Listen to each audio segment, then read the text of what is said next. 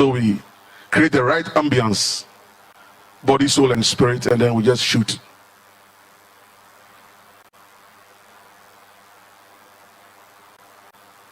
Even the one you were just playing right before this one, it's all part of it. It was not just guns and...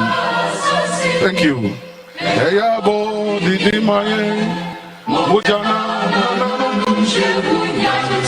think we'll stand, please.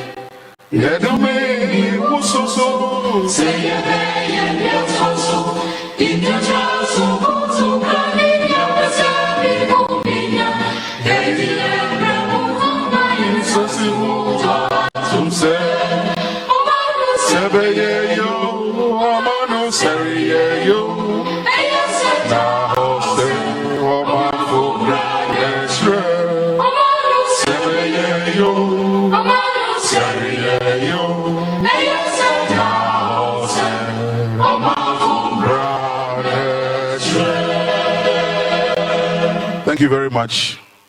We have evoked the spirits of the ancestors and they will be with us. Madam Susie Adoboy, we invite you to give us the first speech on behalf of women, youth. Brief, straight to the point. Thank you very much. Let them sanitize this first, then you can speak. Thank you very much.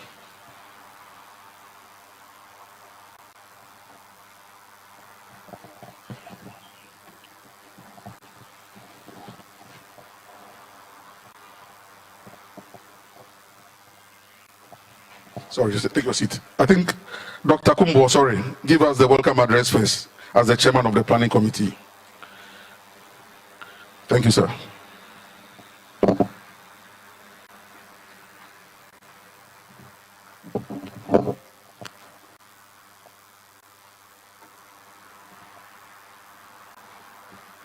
Thank you much, Kulku. Your Excellency, the former president, our chairman, Comrade Ofosu Ampofo, the general secretary, who is a general in all respects, my colleague comrade, Honorable Danda Bodakwi, my former deputy ranking, Honorable Dr. Aveji, comrades, friends, and then Nana. It is heartwarming that we meet here this morning, 41 years after an event that was later to change the course of the history of Ghana took place. We do, as the moderator said, recognize the abnormal and yet normal present that we are following in terms of the crisis associated with the COVID-19 difficulties and challenges. Certainly, Your Excellency, crises and revolutions have been classmates. Either a crisis situation triggers off a revolution, or the revolutionary situation brings in its wake some form of crisis.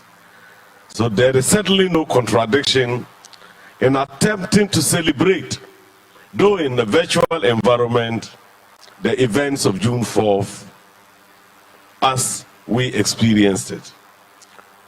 Most of us here were certainly not too young at that time, and we have followed that history.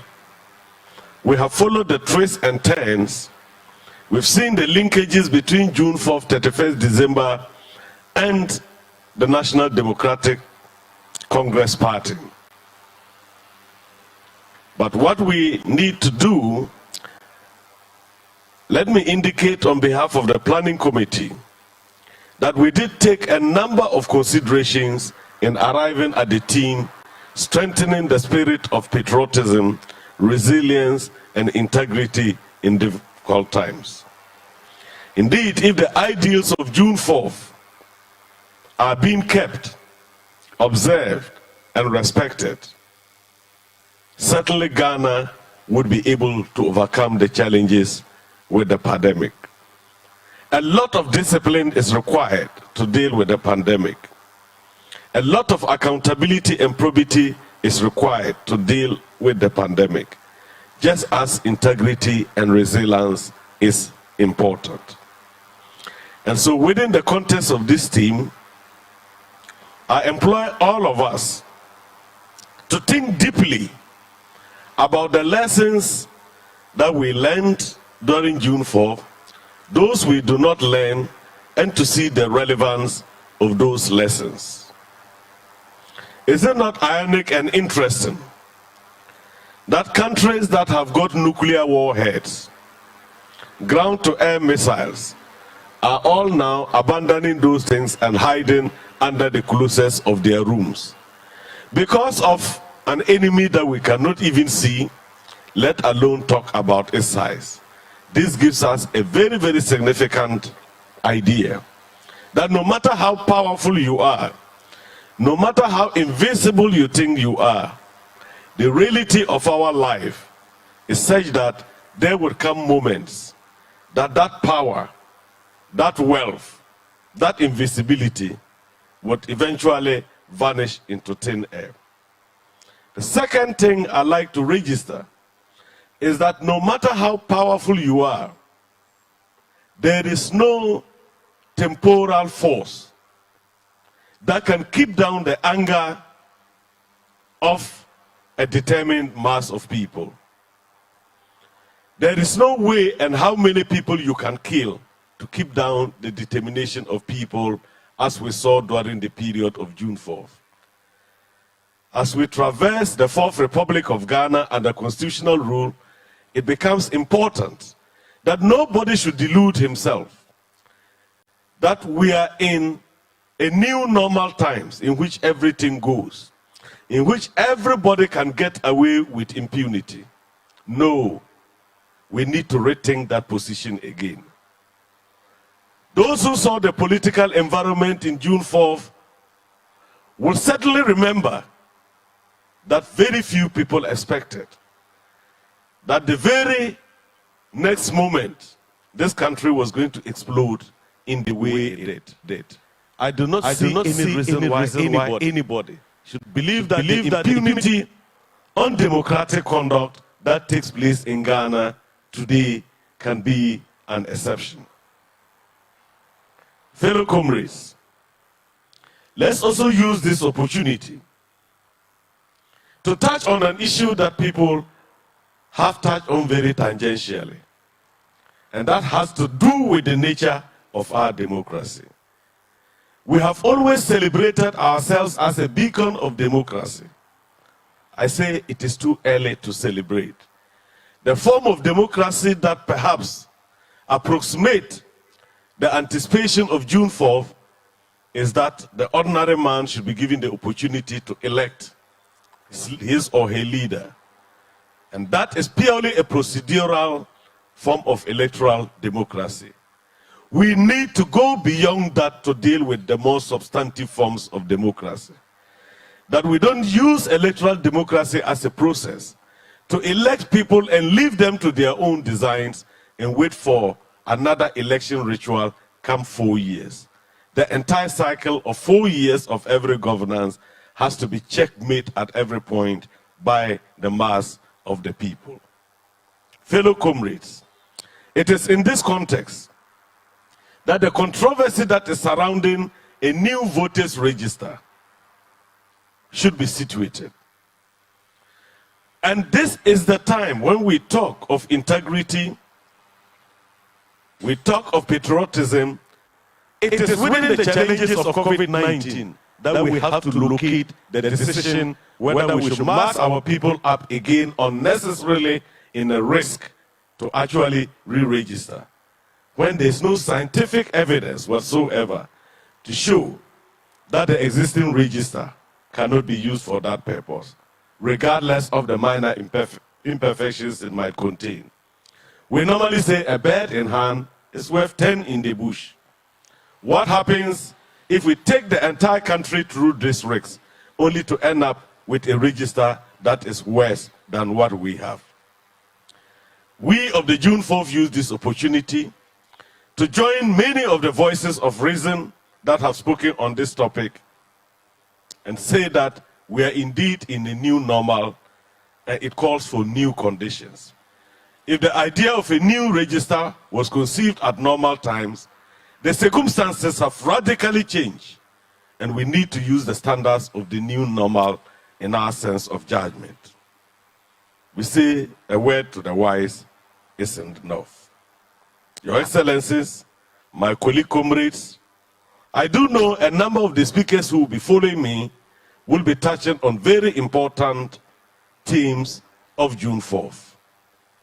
Let me use this opportunity to welcome all of you and thank you for actually coming out at this time when we should all be observing the stay-at-home pronouncements. We also use this opportunity finally to extend our empathy to our frontline health workers who have been risking their lives since the outbreak of the pandemic. We wish Ghana well, and we know Ghana will not slide backwards. We only know she can move forward. Thank you very much.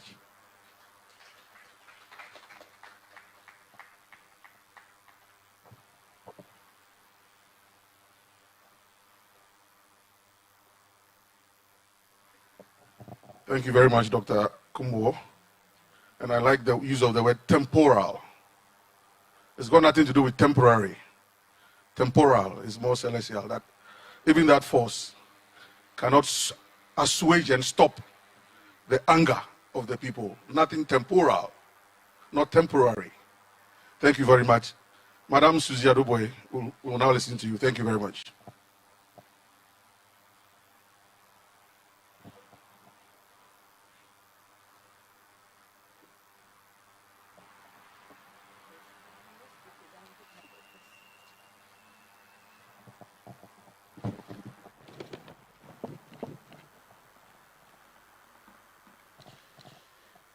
Thank you, Mr. MC. Mr. Chairman, Your Excellency, former President J.J. Rawlings, the National Executive of the NDC, Honorable Deputy Minority Leader, Togbe Dunyo, distinguished guests, our friends from the media, ladies and gentlemen, the opportunity has once again presented itself for us to meet here to celebrate or commemorate June 4th revolution. And I want to use this privileged opportunity to commend our founder, Flight Lieutenant Jerry John Rawlings, and all those who played a part in that event, which later gave birth to our great party, the NDC. First and foremost, the June 4th, as has been accounted by our chairman, was an uprising which occurred because the economic situation in the country was run so badly that people could not make ends meet. Food, which was a basic necessity, was hard to come by. There was extreme poverty. I was a little girl in primary school, but I still do remember what my parents went through at the time to feed us. There was corruption in the country, lack of social amenities like potable water was hard to find because our engineers who should have mounted the water plant all had traveled outside the country for greener pastures. So people drank unwholesome water, which caused waterborne diseases like bilharzia and guinea worm. I still do remember the days our founder was going around countryside helping people. The trust of the people was abused because those who were exercising those power forgot they were holding the power in trust for the people. Our workers, professional teachers, doctors, nurses abandoned our hospitals. So women went to the hospital to give birth. They died, their children, their babies also died. This was the situation that called for the uprising.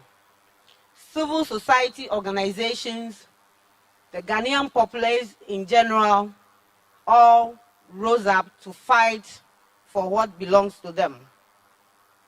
Ghana became a laughing stock by our neighbors as our citizens migrated to these countries like Nigeria, Ivory Coast.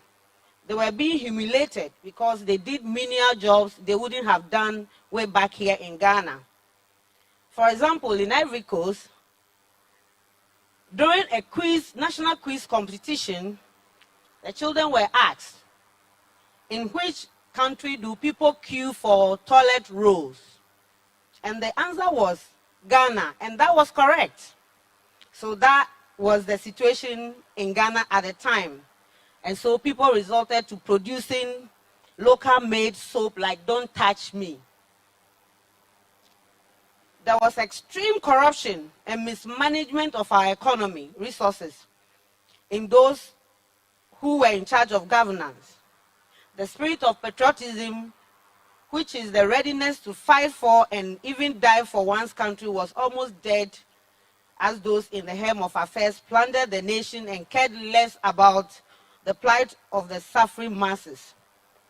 Corruption became endemic and almost accepted everywhere. Today, the very thing that sent us to June 4th are still here with us. Youth unemployment is still a problem. Accountability by those in authority is still a problem in our country. People are amassing wealth for themselves, forgetting that they were put in position to fight for the people. So the ills that the revolution fought against, which is corruption, nepotism, unemployment, lack of education, healthcare, are still here with us. Today, accountability is far away from us.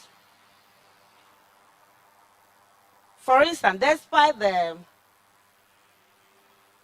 key program of this government, or key policy, which is free SHS, parents are still struggling to get boarding facilities for their children. And so they resort to renting accommodation for these young ones who later on find themselves practicing all kinds of social vices. Also, despite the promise that we have abundant food stock, people are still struggling for a decent meal a day. Again, in spite of the numerous anti-corruption state institutions that we have, in recent times, you know, we have Office of the Special Prosecutor. Irrespective of all these anti-corruption agencies, we still have corruption as a major challenge in this country. The 1992 Constitution involves every facet of life: farmers, barbers, market women, lawyers, drivers, all professionals contributed to the 1992 Constitution, which gave birth to the Fourth Republic. But should we, as citizens, look on whilst our constitutional bodies are being used against the people? No. Constitutional bodies like the Electoral Commission, who seemingly are being manipulated and controlled by carefully executing a grand design to hoodwink the entire citizenry with their intended new voter registration without listening to the major opposition party, the NDC, is a cause for worry. Let's be reminded of what happened recently in Hong Kong, where the Chinese government tried severally to calm down demonstrators. Now let us even look at the almighty America, where citizens are demonstrating because of a singular act. It is important as citizens to demand accountability from people we put in power. We need to conduct our affairs in an honest and forthright and incorruptible manner so that our countrymen and women will see and testify how morally sound we are with regards to the country's resources. And finally, it should be noted that the key words in this year's theme, as chosen by the Planning Committee, patriotism, resilience, and integrity, are action words directed at us, those who believe in the revolution, of which serve as the watershed of our political tradition. On our side, like the Israelites in Egypt, who needed to be liberated from oppression, discrimination and high-handedness of Pharaoh, we need to work hard and relentlessly, like Moses and Aaron, to win the December election to liberate Ghanaians from their suffering. And before I take my seat, I wish to commend all frontline workers in the fight against COVID-19. May God bless us all. Long live June 4th Revolution. Long live the NDC. Long live Mother Ghana. Thank you.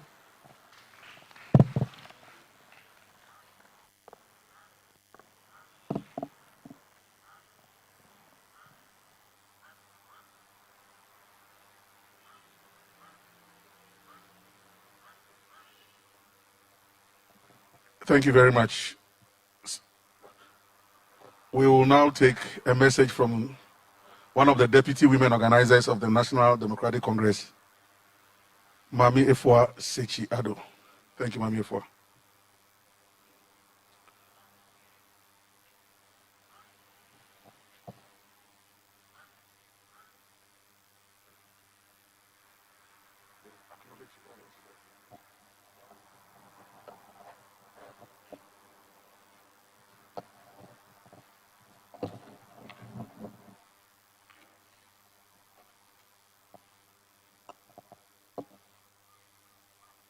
Our venerable founder, President Jerry John Rawlings,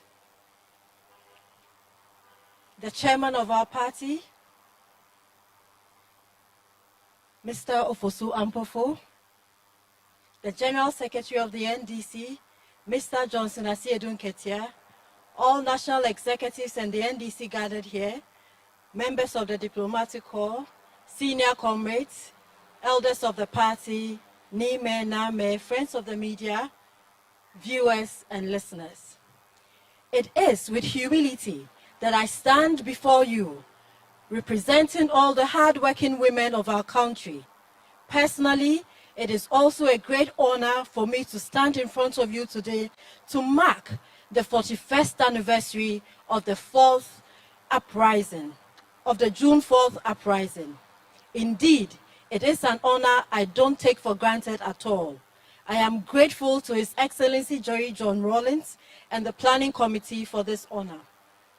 Comrades, as our former President, Flight Lieutenant Jerry John Rawlings, has constantly reiterated over these past 41 years, the June 4th, 1979 uprising was a military manifestation of the long-pressed and simmering desires of the civil masses at a time when they could no longer take the decadence and rot that festered at the highest echelon of political power, which actually sends Ghana into the abyss of corruption, nepotism, greed, and intolerance. June 4th, 1979 was the manifestation of the intense inner wailings of an oppressed and depressed people. We needed to break free from the shackles of rotten national leadership and insufferable foul-smelling corruption, which even the heavens couldn't stand. It happened because the people willed it. Those junior officers, led by our gallant Flight Lieutenant Jerry John Rawlings, at the time, felt the pain of the masses and gave expression to it. It was a people-inspired uprising. It was Ghana's French Revolution. It was Ghana's Russian Revolution. It was Ghana's American Revolution. The people yearned and hungered for it. They cried for it from the fiery depths of their bellies and were ready to die for that freedom which should not be taken away from us. And yes, like in all people-inspired revolutions, this house called Ghana needed to be cleansed from those politicians who lacked integrity and unpatriotic leaders, who plundered the resources meant for all of us as Ghanaians. The resilience of the people in crying for that cleansing was heroic. 41 years on, we salute all the heroes and heroines who fell along the way as they pushed for the freedoms we so cherished and enjoy today. You'll forever be etched in the most sacred depths of our hearts. You gave women a voice in politics. And we promise you, our fallen heroes, that will ride on your wave of probity, accountability, and integrity, which you ingrained in us to brace the current blizzards raving our land by way of coronavirus pandemic, and the I will do whatever I want virus of the Electoral Commission and its commissioner, Madam Jane Mensah. It is evident that the EC is bent on risking the lives of millions of innocent Ghanaians with its plan to compile a new register of voters. It is evident that the EC is bent on risking the lives of millions of innocent Ghanaians with its plan to compile a new register of voters, despite the loudest opposition from scores of civil society organizations, National House of Chiefs, several political parties, and the majority of Ghanaians. This Jane Mensah-led Electoral Commission has seen integrity slaughtered with reported evidence of rigging in the referendum that birthed the 6 new regions. It has lied on the face of documents to the citizens of this country. We see plain before our very eyes a president whose electoral machinery unleashed vicious assaults on harmless and armed citizens in the now famous Ayawaso by-elections, in a manner that left some of them crippled for life. Nana Addo subsequently issued a government paper dismissing the recommendations of the Commission's report that demanded criminal prosecutions for the hooliganism meted out that fateful dark day in our history. Justice was never served. For me, as an individual who escaped narrowly the evil of Ayawaso incident, I am best positioned to carry to you, Your Excellency Jerry John Rawlings, the sentiments of the victims of the said day. We pledge to keep this truth and love of our country as imbibed in us by you. It is that fearless spirit that will see the NDC, your beloved party, winning the next elections. I call on the EC to be a mother, not just a woman, and listen to the cries of Ghanaians. Her stubbornness and foolishness must give way to reason. But we are very well aware that she will not budge. She's demonstrated that so many times. I called for the spirit of June 4th to embolden us to stand up, step out, and fight the oppressor's rule. Like the warrior queen, Ya Asantewa, we the women will stand side by side, shoulder by shoulder, with our men in this fight.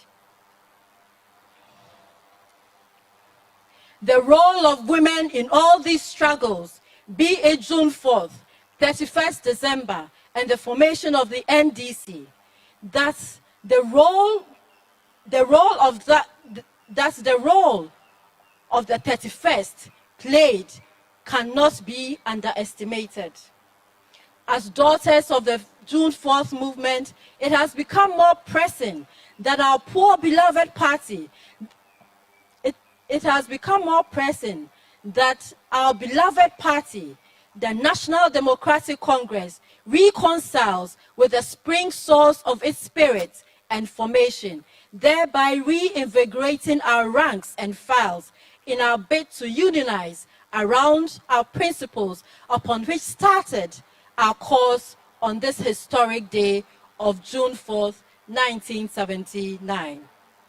Come what may, we shall overcome the blizzard, just as our forebears, led by Flight Lieutenant Jerry John Rawlings, overcame the turbulent era in this nation 4 decades ago with a spirit of oneness.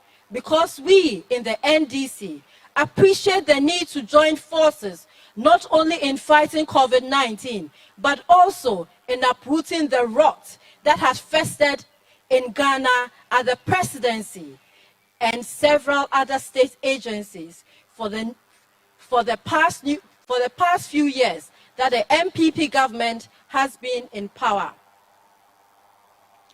And in that same spirit, we look forward to joining hands with our father and forefathers, former President Jerry John Rawlings, who we know is the epitome of integrity, probity, and accountability, to win power from the NPP and President Nana Akufo-Addo in this year's general elections.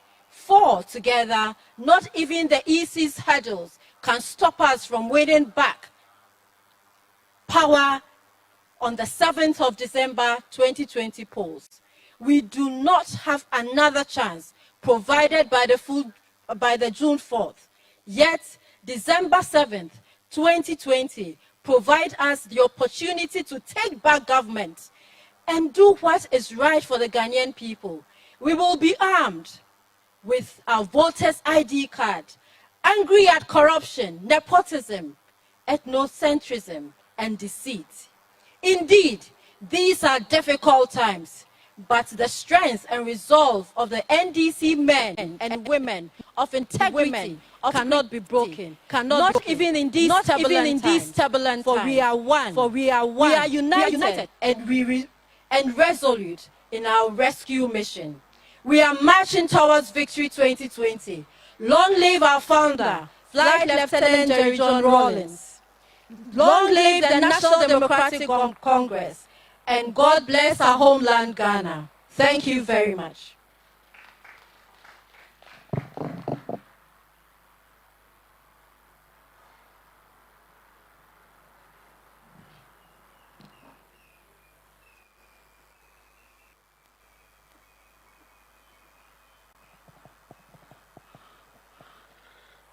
We will now take a message from the Parliamentary caucus represented by Deputy Minority Leader, Honorable James Kluche Abeji. This is June 4th. We are remembering June 4th, and we pray that we move in that line. Thank you. Oh, sorry.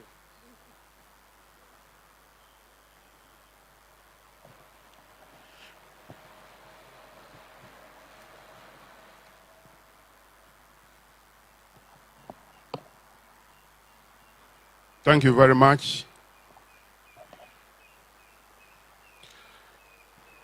The founder of our great party, His Excellency Jerry John Rawlings, the chairman of the great NDC, Dr. Samuel Ampofo, the General Secretary, Mr. Johnson Asiedu Nketia, His Excellency Ambassador Dana Bodakpi, Togui Dunyo of Atamve. Other protocols duly observed. On behalf of my leader, Honorable Haruna Idrisu, I convey greetings from the minority of Parliament of the Republic of Ghana. Mr. Chairman, celebrating the anniversary, which is the 41st anniversary of the June 4 uprising, in the difficult times, which make it that the celebration be done by way of a virtual platform. It is something that probably will not make me to say a happy anniversary. It is about 41 years ago when President Rawlings and some other junior officers sacrificed their lives to liberate the people of Ghana from corruption, bad governance, frustration among the general public, and the lack of discipline in this country. 41 years ago, here we are as a country where we have the Fourth Republic, which has lasted for 28 years. The uprising gave birth to the revolution, which was based on principles of fairness, equity, and creation of equal opportunities for all Ghanaians. 41 years down the line, I wish to pose a question. How are we faring as a country in relation to these principles? The principles of fairness, equity, and equal opportunity for all of us. How are we faring as a country? I think that as a political party, the NDC, these principles are still relevant. And I urge all of us to continue to uphold all these principles and to fight for the poor in our society. We, the minority in Parliament, will do our best to continue to fight for the rule of law. We'll continue to demand accountability from the government. We'll also continue to fight for the ordinary people on our streets. The minority in Parliament is totally against the compilation of a new voters register during this difficult time, a register which will want to be compiled within a period of less than 6 months to the general election. We are totally against the compilation of the new register, and I know other civil society organizations, other bodies are equally against the compilation of the register. We in Parliament, from the minority, are also against it. All those people who fought and who lost their lives during this uprising, which has given birth to the Fourth Republic, which we are enjoying as a country, may their souls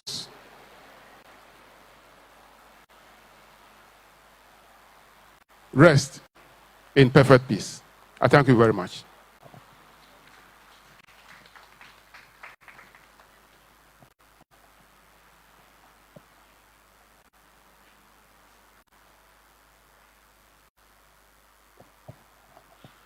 Well, we will now invite Comrade Ambassador, His Excellency Daniel Koshi Abodakwi.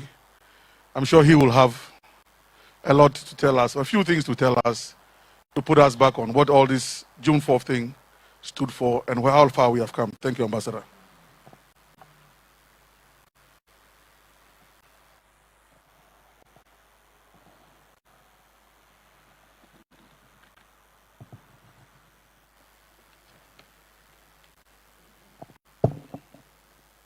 Thank you very much, Kogu. 20 days ago, in the quiet of my room and in my heart, I marked what clearly is the trailblazer of 31st, the trailblazer of 4 June 1979. The day passed unheralded, but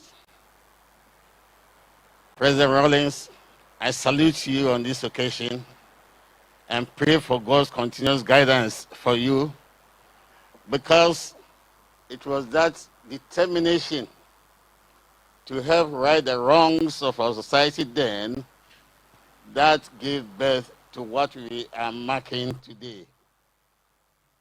Distinguished comrades, senior party colleagues, fellow compatriots, this year's celebration of the glorious June 4th uprising is taking place at a time that is both crucial and critical for humankind across the globe, as COVID-19 continues to relentlessly assault the human resource and economies of both developed and developing world.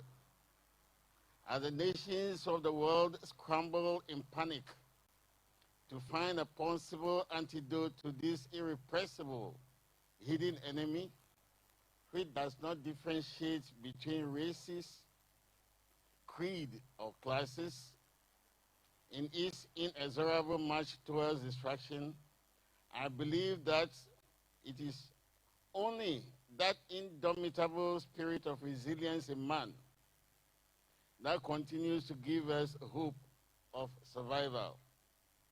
It is that spirit of resilience and positive defiance that is providing the courage, determination, and conviction that this unseen enemy will also eventually be subdued and overcome.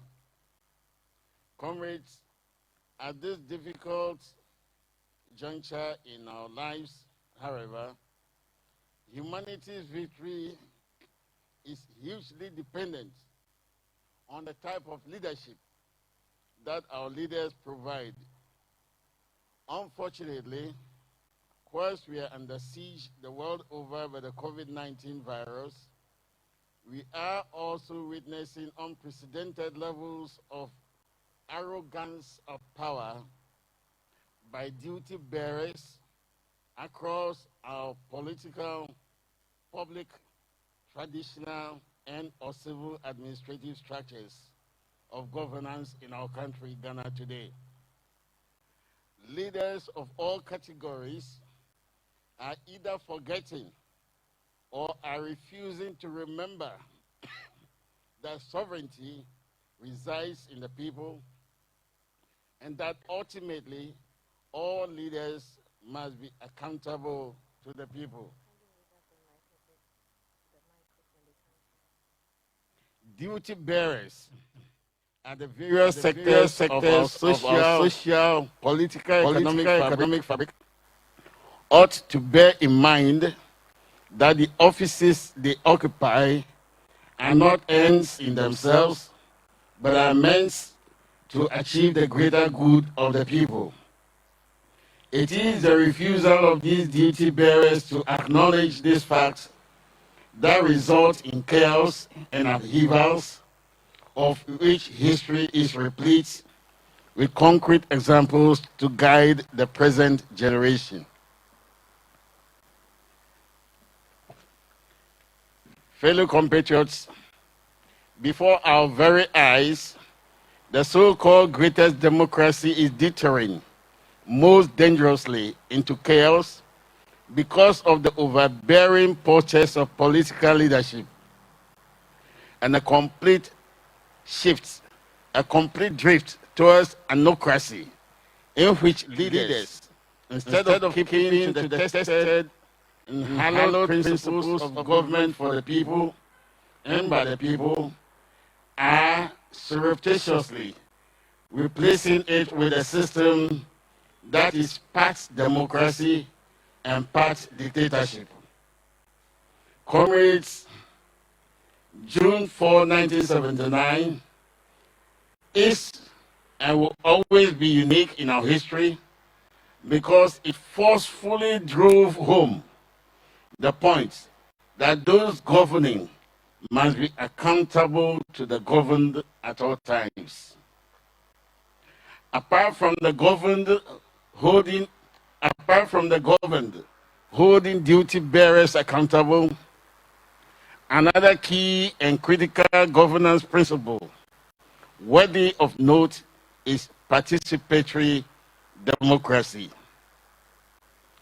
Thanks to the June 4th and 31st December revolutions, certain key structures of participatory democracy were captured into our national constitution, particularly parliaments, municipal district assemblies, and unit committees.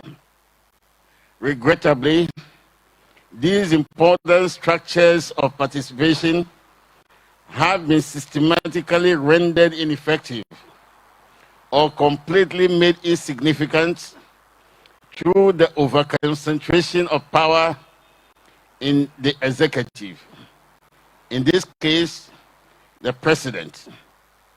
This is why our governance system has virtually become anocratic. This is why 41 years after that bold and glorious uprising, when the ranks and some few young officers took upon themselves the most courageous, altruistic, and patriotic challenge to clean up and restore the ship of state buoyed in the right direction, we're still finding ourselves in troubled waters. Fellow comrades, our country seems to be slipping off its more into troubled seas. There is deep-seated cynicism among our body politic because of perceived arrogance of power and absence of true participation and political compromise and consensus building.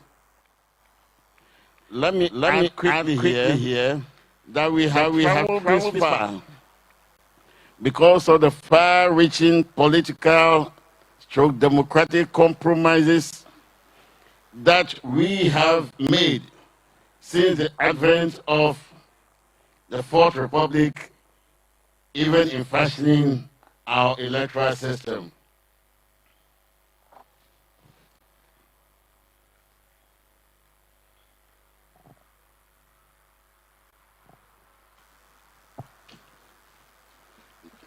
Comrades and fellow compatriots, as we mark this landmark occasion of June 4th, let us be guided by the events of 41 years ago and work hard to make our governance system truly democratic and not anocratic, which is partly democratic and partly autocratic. For that is the surest way through which we can build a sustained national team spirit and the needed esprit de corps in order to confront and overcome current and future challenges. Let us continue to observe the necessary protocols toward keeping safe from COVID-19 because the challenges ahead would require that we are 100% fit. Before I take my seat, let me once again salute those gallant men who made that great sacrifice 41 years ago to give our country a new opportunity to restart on a better course. God bless the June 4th uprising. God bless our country, Ghana. God bless all the heroes who made it possible. Thank you very much.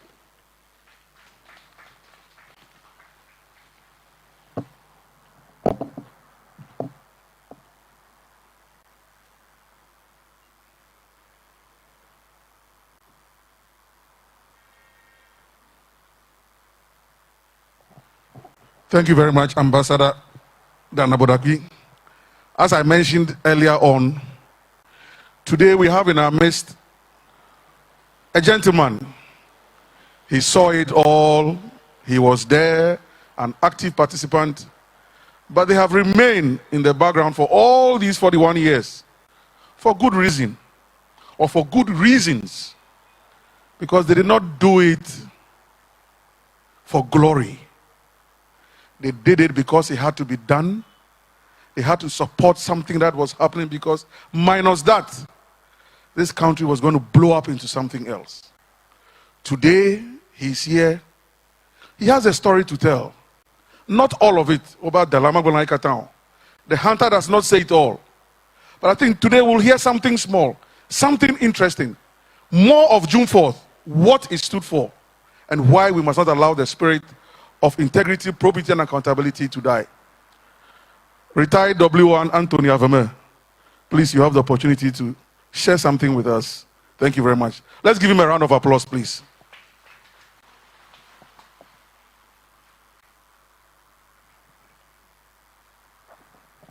Your Excellency, former President of Ghana, all protocols observed.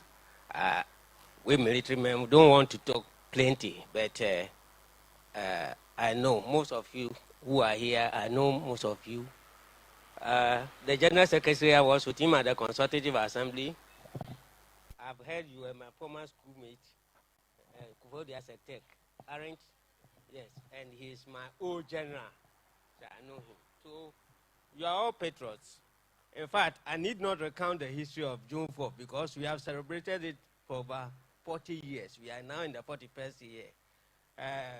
What happened is that I need to recount something small, because we have forgotten about 15th May, which triggered it all. And as a young soldier by then, an LAC, okay, as LAC, who was just going to work, was halted at the main gate. And at the main gate, we were asked to go and take our weapons. Little did we know that something was going to happen. I had earlier encountered my former president, Jerry John Rawlings. He used to come to the session in which I was, which was the photographic session. Because by then, being a jet pilot, he used to go and take photographs. In that office that we process it. In one of our encounters, he said, he called me long boot, because by then I was very small, the boot was more than my leg. So he called me long boot. He said, long boot, don't you think that what is happening in the country, there's something to be done? As a young soldier who didn't know what he meant, I said, sir, but you are the officers, you can't direct us what to do. He said, bullshit, you are not a man. I didn't by then know his intentions. It was only after I have gone to work at the gate, I saw people, they said, go and take your weapons. We all took our weapons. Some few officers had been arrested at the gate. We were waiting for instructions when Reki came in. With, I believe, somebody he has trust in, coming with Major Suleimana. That was where he realized that things were going wrong. There, we had to surrender. Of course, when they came with their muwaks, they were also not armed to the core at that time. We were armed. We had bullets, but they weren't armed. But because we didn't know what was happening, we thought they were allies. They were overwhelmed. They themselves who were coming without what they needed to come with, they were afraid of us also. We were also afraid of them, because we didn't know how armed they were. So they arrested us. We were kept in the Air Force. We were kept in the Air Force. We were denied going back to our various homes. Unfortunately, one of my mates died And during the celebration of his funeral, there was news going on that Sunday, when you hear anything, it is going to happen. It is going to happen. And that if you hear anything come out, it is old man again who is on the scene. And it did happen. It did happen. And then when it happened, there was no direction at the initial stage. There was no direction. But what was happening in the barracks, most of you have said what was happening in the social front. But what was happening at the barracks was not anything to go write home about. Because our officers has, fortunately or unfortunately, regretted the junior ranks. Our dresses, our things that we need to work with were nothing to go home about. And you know, by then we were guarding commissioners and big men. Sometimes you even go to their houses. When you even need water to drink, their wives will ask you, from which cab? Meaning their dogs were even more important than us. So there was an element of enmity among the other ranks. And so when this thing came, and then when the trial came, and our former president stood tall to say that leave these people, I am the person to be held responsible, and recounted what his objectives and aims were, that triggered the whole thing. That people who were wearing their specs were removing it to be private soldiers running away. And at that time, I trusted our president, because if it had not been for his magnanimity, a lot of officers would have perished. I remember he has to go to Takrady, where the Navy people had surrounded most of their enemies and wanted to eliminate them. He went and found a strategy out. And that was where white became this thing, that they gave it a holy war, and everybody was clad in white. Went on a route march in town. Those who were hiding saw him and came out. That was it. But to cut everything short, June 4th, like you have said, is to bring back integrity, probity, and accountability. At the early stages, who dare you even be at a checkpoint and receive a secret from a friend you know? People tell me to be a bribe. And your end was in sight.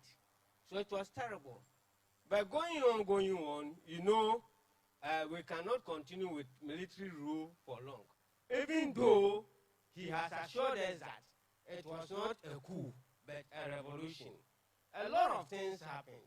And you know, those of you who have been reading the history of June 4th know a lot of changes happened, constitution, a whole lot of things happened. And that time, even those who don't matter in society and who were assumed to know nothing were in the Consultative Assembly. And so everybody's input was in the Constitution. So we had the 1992 Constitution. And of course, after ruling for long, there is a need to go back to constitutional rule to consolidate the gains which the process has made. So we started, and he became the first civilian elected president after the process. Now going on, in the Constitution, there were so many things to deny him. I was there, and Mr. Esedion Katia was there. They were trying to use citizenship by birth, both parents being Ghanaians, a whole lot of things, age, and a whole lot of things, just to make sure that the former president doesn't find a way to infiltrate into the political scene again. But luckily, at that time, there were a lot of cadres, there were a lot of good reasoning people. The downtrodden, who hitherto doesn't matter, were all in the Consultative Assembly. So somewhere along the line, those things were overcome. And eventually he stood and won. After winning, that was not the end. Probity, accountability, and whatever virtues that the Constitution the June 4 broad has to be consolidated. And so we kept moving on. But take note, even with the revolutionary process, some people came in not because their heart was with what the process was about, but what they can achieve for themselves and for their families.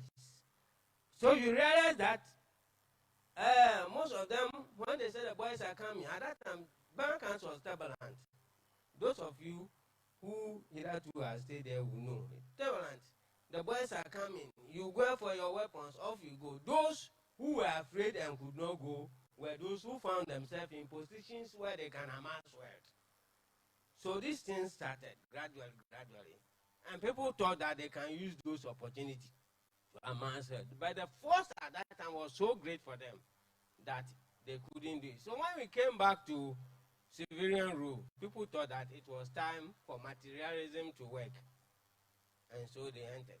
People who were not part of the process, after finding that we have gone to constitutional rule, infiltrated into the party. And like I'm telling you, every institution, don't think that everybody within the institution wants you to achieve what you want to achieve. People infiltrated and they became the concerned people and all those who wanted to derail the process. Sometimes it is a strategy by the enemy to use their people to pretend they are, to divide you. Sometimes it is our own people who also, because they wanted gain for themselves and not for the process, come in. And they are the concerned people. They will come and confuse you so much so that you at the leadership will talk, you think that they like you. Meanwhile, they want to damage you. So every day before you wake up, they are your dumb. Every day before you wake up, they are dumb. And such has been the thing we have been passing through. As leader of the party, I remember he used his blood to sign the constitution of the party. Whatever differences that we have, whatever our problems, those challenges are not meant to impair us, but improve us. That is the case of life. Life is not rosy. Any time that you think things are going smooth, know that there is danger ahead. So some of these trials, tribulations, confusion, misunderstanding, anti-Semitism, backbiting and all those things, they are bound to happen. But we need to stand firm. In fact, there are a lot of people who have followed this process and who are in hibernation now. Otherwise, the way the process started, people going here and there for courses and so on, which I was a part of. People went to GDR, went to Cuba, went to Bulgaria, other places and so on. If all of them, even though they are matured, they still are in the system.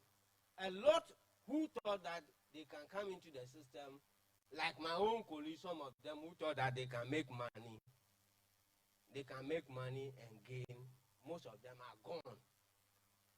And the few that who committed themselves, we are not even remembering them today. So I would like to appeal to the party hierarchy that they should not always think that all those people who come into their corridors are people who have them in faith. There are a lot of them who are sent.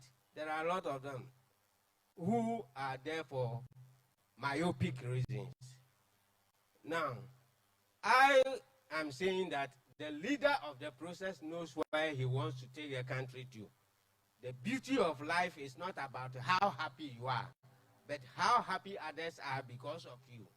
Trials and temptations will come, but it is not meant to damage you. It is meant to improve you, strengthen you for the cause.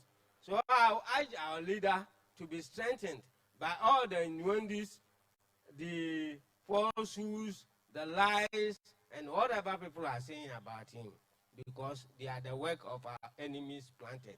Even if Jesus Christ, who is the Son of God, came into this earth, but among him, the true disciples, there was a betrayer. How much more me and you who are here now? So I would like him to still stand up, knowing what he means, knowing what he is taking in the country too. Because nature, God, always produces somebody in a generation to achieve a certain purpose. And I believe that from what happened from 15 May to June 4th, and he succeeded, there is a force behind him. And for those who are carrying on today, should know that yes, some people sacrifice their lives, toiled to make it a possibility today. And so they should always listen to his counsel. Where he's even overwhelmed by certain desires and are not even listening, I think there are people he listens to. They can see him in chambers and so. Because now is the time to be really united. We are in a country where some people think that it belongs to them. We are not a part of the country. And some resources are also coming to them, and some people resources are not coming to them. So they have no role for leadership. So many things are happening. COVID-19 came to bring humility to mankind, because it knows no barrier. Whether you are president, whether you are what, COVID-19 can do. It is a form of bringing humility to everybody, and that we should reflect on what is happening.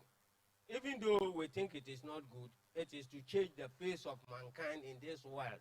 And for us to realize that as we are going, we need nothing to take along. People are in posh cars, are in high sky buildings, but they are not happy. I said they are happy, but they are not having joy or peace. Because joy and peace comes from God. Happiness, you can create it. You win a lotto, you are happy. You go and drink appetition, you are happy. You smoke weed, you are happy. But it doesn't last. But if you take your time and build your nation and get your wealth according to what God has planned you for, even when you are hungry, you are happy. You enjoy. So I'm happy the leadership of the party led by the chairman and the general secretary, they are here. I implore on you that all those people who are coming to you to pretend that they are lovers of NDC, I'm telling you, look back and watch them, because you think that they are good. They may be having certain agendas. Hold your founder, who has signed the Constitution with his blood. Unite with him. There are numerous people like some of us who went into hibernation, because looking at what is happening, we did not understand. So, last one this thing was happening in Tamale, I was called to go into. I refused. I just gave some money. But this one I had wanted to refuse.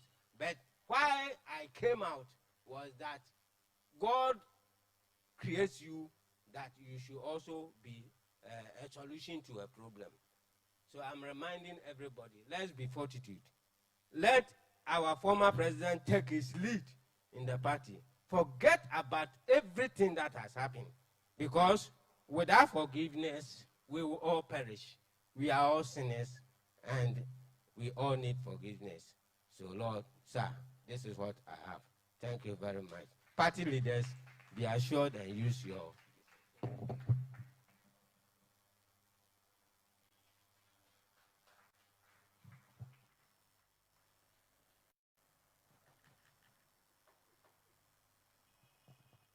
Thank you very much, W1 retired Anthony Afama. You've spoken, you've recounted a lot. The boys are coming.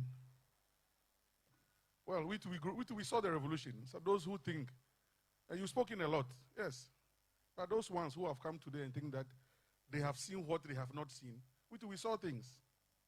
And that's why I'm imploring party leadership. I'm also imploring, because I just left party leadership.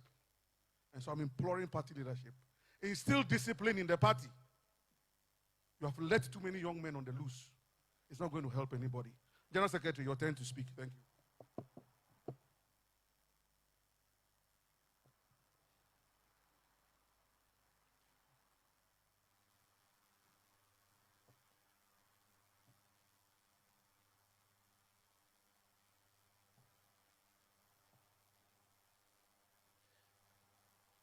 Your Excellency, Flight Lieutenant Jerry John Rawlings, leader of the revolution, permit me to write on the protocols earlier established by previous speakers.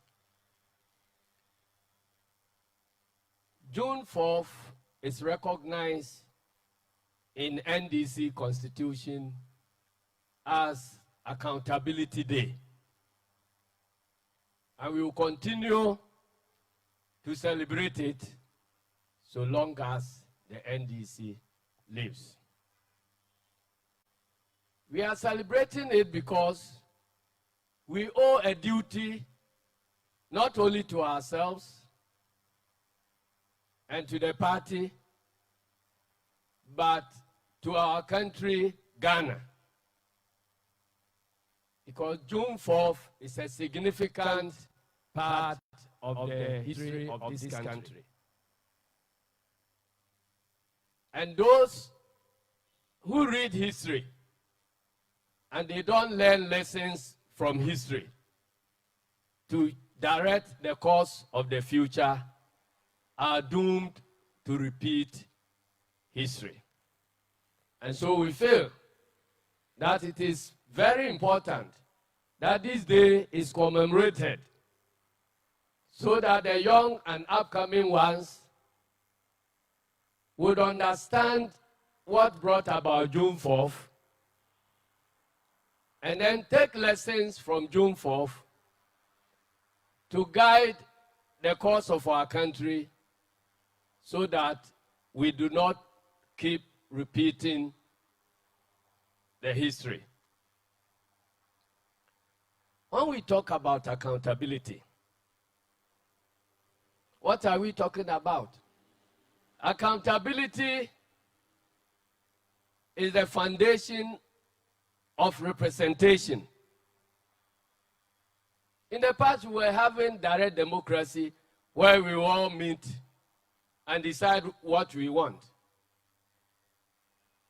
But as time went on, representative democracy emerged. So representation means the people who are in power are governing through borrowed sovereignty. And therefore, they owe it a duty to always account to the people who are the actual owners of the sovereignty.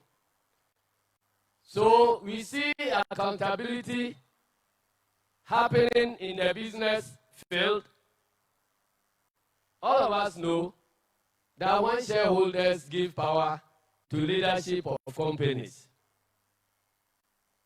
there are times when the shareholders will meet and call the leadership to come and account for the resources they have put in their care.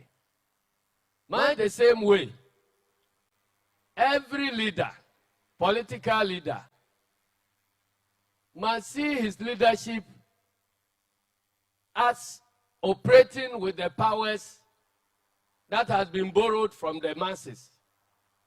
And so that is the reason why there is always accountability and accountability day.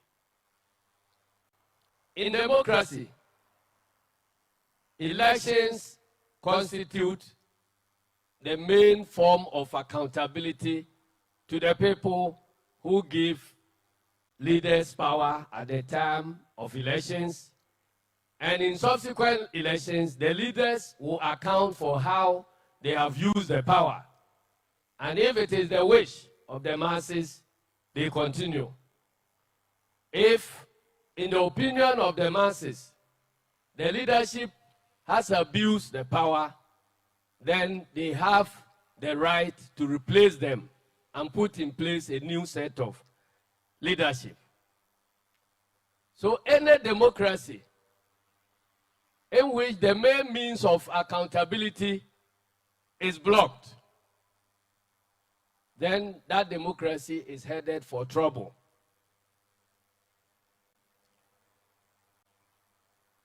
We saw it in June 4th. There were conditions precedent that necessitated the uprising in June 4th. Earlier speakers have spoken about the broken economy. And I'd like to add that the nation had a government that has actively blocked all means of peaceful change. And as it has been said by earlier philosophers,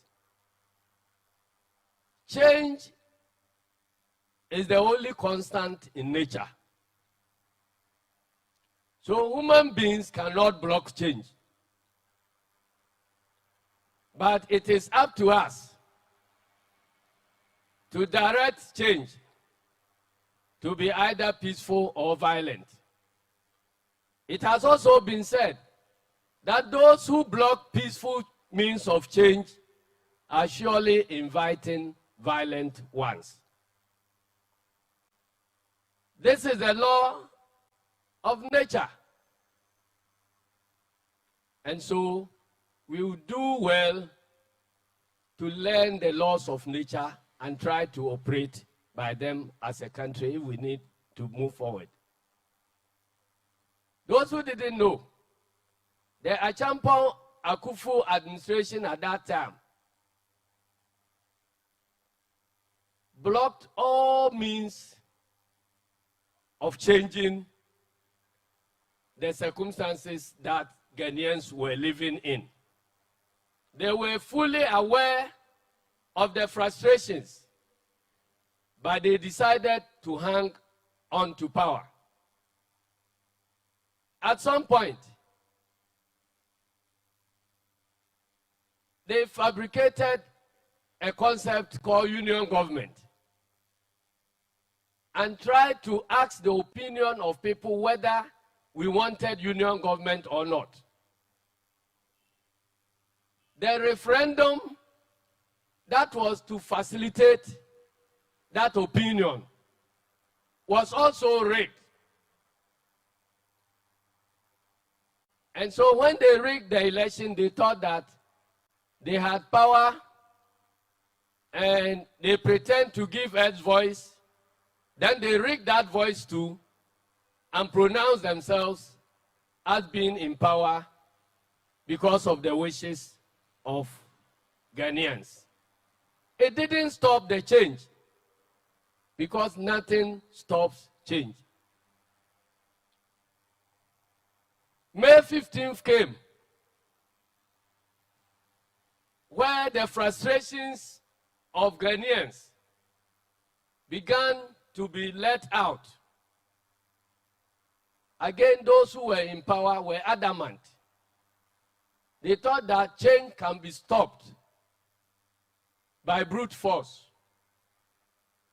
So when the leader of the revolution was arrested, as has been countered by our previous speakers, he said that leave my men alone and deal with me.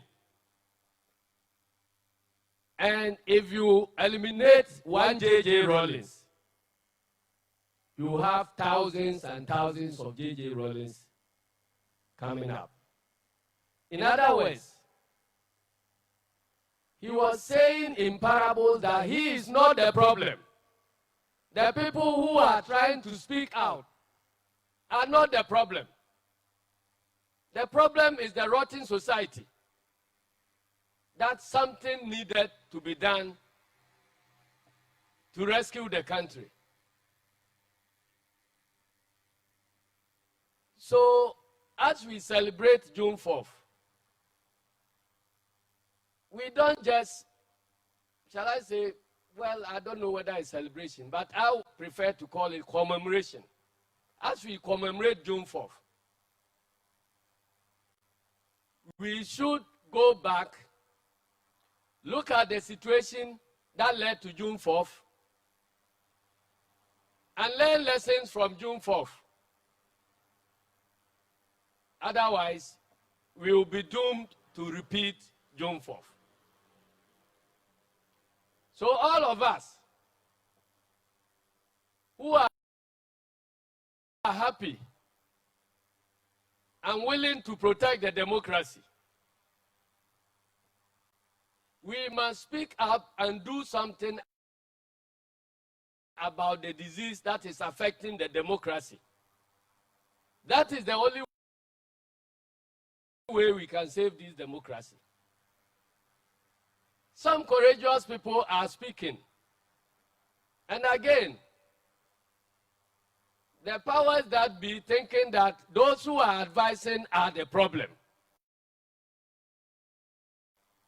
They've started using the same intimidation and the methods they applied earlier on, which did not stop June 4th. Are we not learning lessons from our history?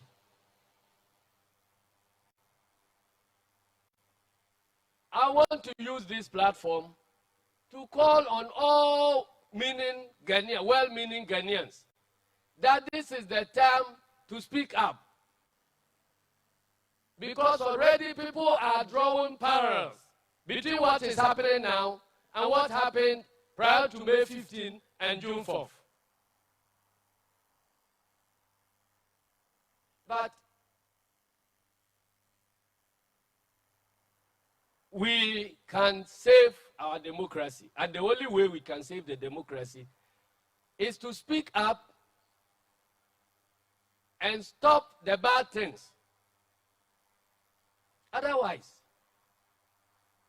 whoever does things the same way they have been done in the past and expects different results is certainly not correct upstairs.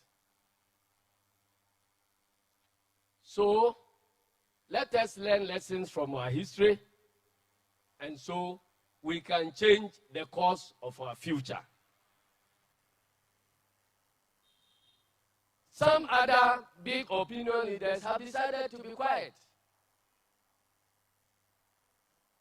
for fear of intimidation.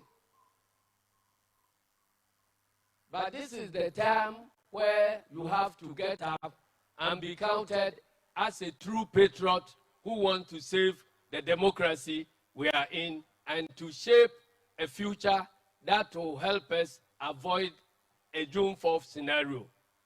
Because we cannot keep going forward and going back. We must learn from where we fell so that from lessons from that, we can chart a better future and prevent the situation where we fall in the pits that others have fallen in. There are others who are quiet. They have declared themselves neutral. But as a citizen, as an active and good citizen of this country, you will not do this country a lot of good if you keep quiet.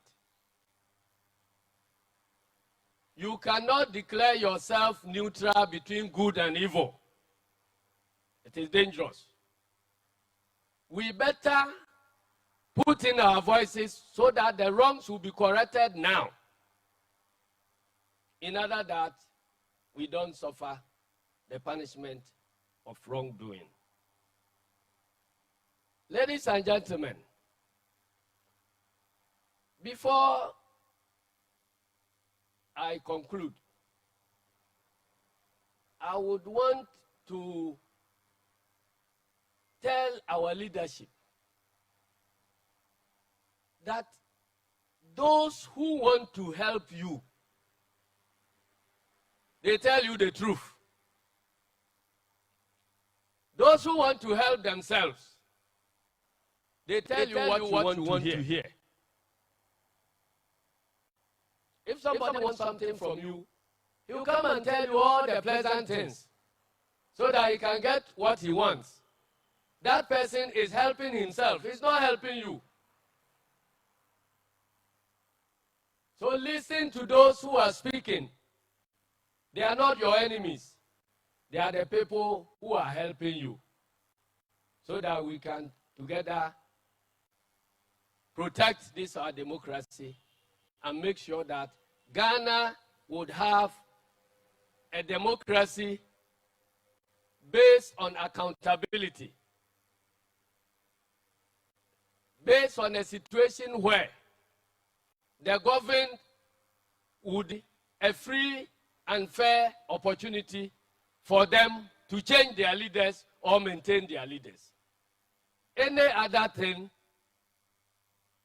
will just create a situation for a violent change, because it has been said, it's not me who is saying it. You go read the history books, that those who block peaceful change invite violent change. Finally, we are in a country where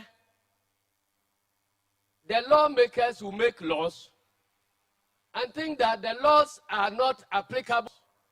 That is dangerous for our democracy. COVID-19 has come. Parliament has empowered the President of the Republic to take all emergency measures necessary to deal with COVID-19.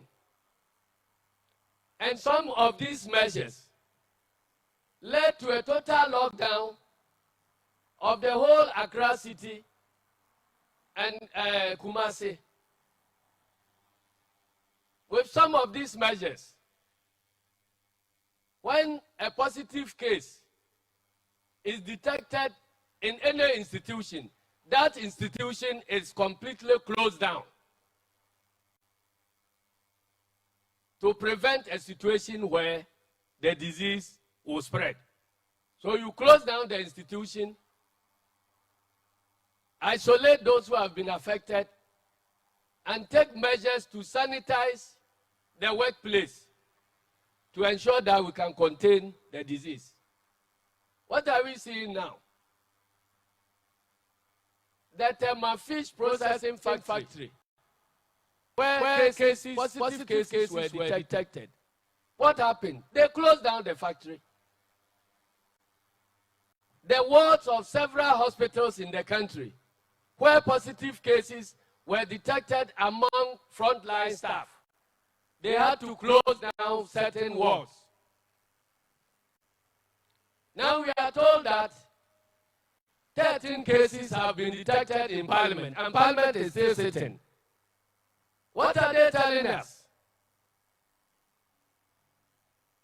Why is Parliament not closing down? Is Parliament above the laws they themselves make? Is that the democracy we are making for ourselves? Ladies and gentlemen, everybody has a responsibility to protect this democracy, and the only way we can do it is that we must insist on rule of law. There is nobody independent in this country of the law. The only people who are independent are the masses who are the repository of the sovereignty of Ghana. All other institutions, be it the presidency, electoral commission, parliament, judiciary, whatever, you are all subject to the one and only constitution of the Republic of Ghana. If we learn to behave that way, we will save this democracy. May God bless our homeland, Ghana, and make us great and strong.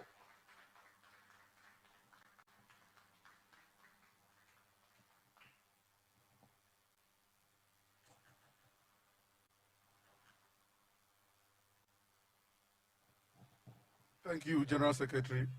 Indeed, may God save this country and bless our homeland, Ghana. It's the only country that we have. I have always said that if I go and I come back again, God should bring me back to Ghana. I don't want to go anywhere else. Comrades, senior party members,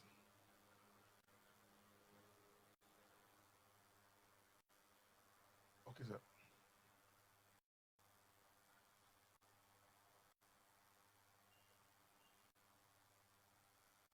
Well, I'm sure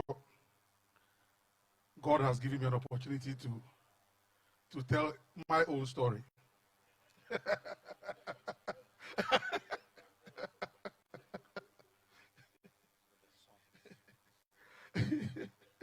Araji, I'm not built to speak, but so I'm not going to speak, but it's interesting. Growing up in Burma camp, witnessing the revolution or the uprising face to face, nobody told us those. We lived through it. Very heady days of June 4th. It wasn't interesting. It's been years. Those who didn't witness it with their eyes just read it. They can tell their own stories. We didn't read about it. We saw it, witnessed it, grew through it. I can still see President Rawlings at Nicholson Park bare-chested, carrying the coffins of fallen heroes or comrades. It's not interesting. That's why we are all praying that we don't go back to it. And so we must protect our democracy. And we want to believe that we will protect the democracy. Political parties must protect the sanctity of this our democracy. And I'm sure that God himself will hear our prayers. As for the stories, there are plenty. So can you give us some background music while we wait for one more patriotic song before we wait for the leader of the uprising to come and address us, so that I don't break protocol, especially in these days of WHO protocols. Thank you very much.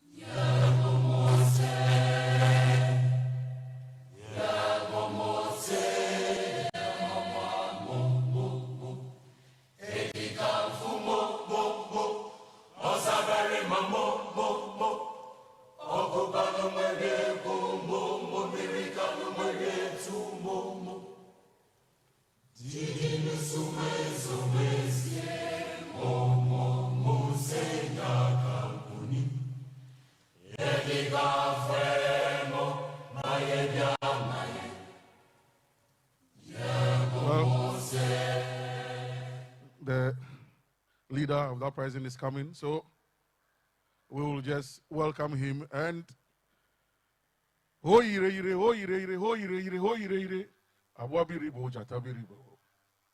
Oh ire, we don't have a crowd here. Hey ire abwabiribo jatabiribo ire. And it reminds me so much of the late Forces Sergeant Major Isaac Frimpong, Red Light. May his blood soul rest in peace. They held the revolution, FSM, and he was a moral man. They did what they could do. God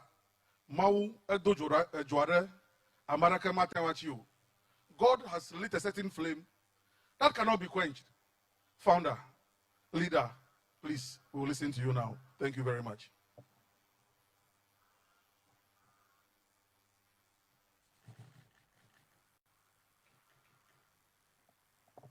Interesting.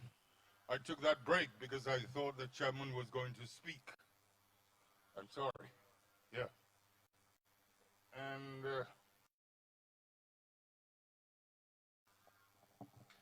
for those of you who are wondering about this Moses brush, maybe we'll call it Moses brew.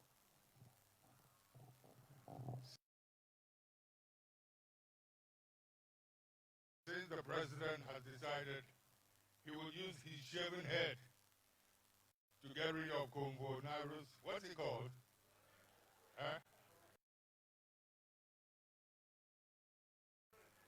COVID-19. Whatever.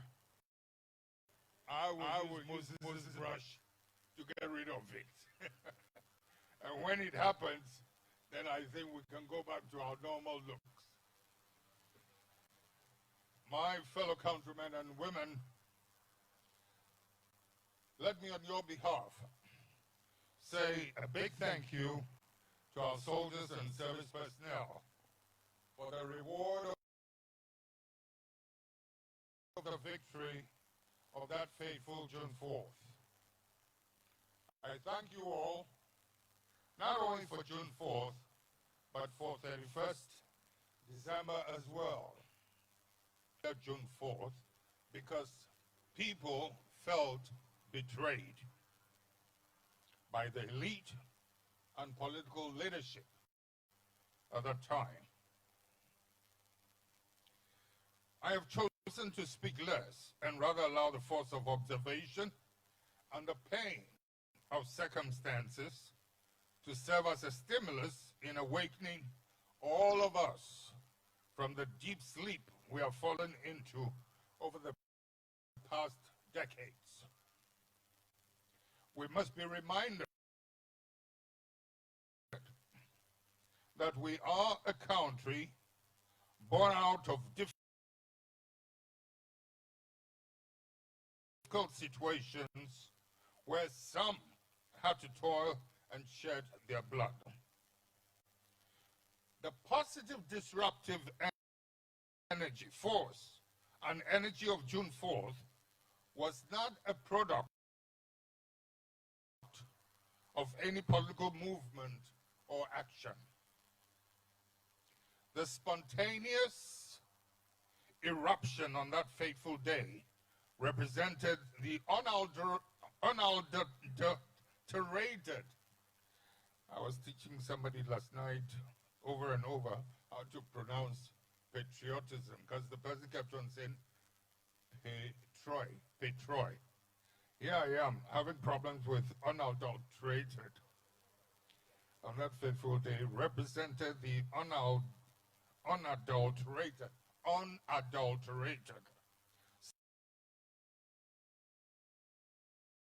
spirit of liberation that was collectively sought after as a nation on the brink of collapse. Nothing more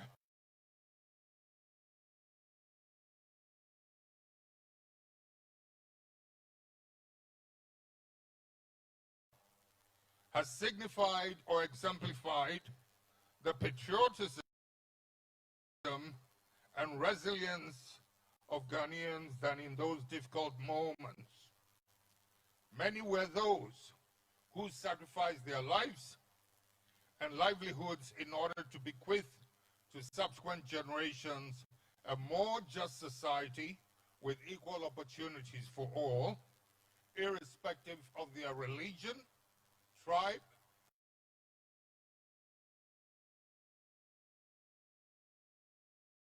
ethnicity, political, or educational status.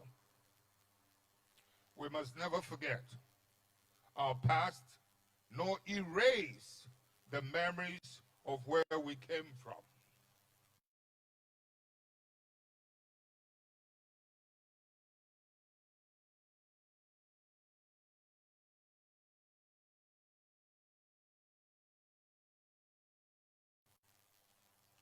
Commemorations allow us to ponder, reflect, and re-examine ourselves, our conduct and policies, and to see if these have properly been aligned to our core values of probity, accountability, integrity, and social justice. The difficult times we faced in the past that propelled the engine of the revolution is almost parallel in hardship with the present era of COVID-19.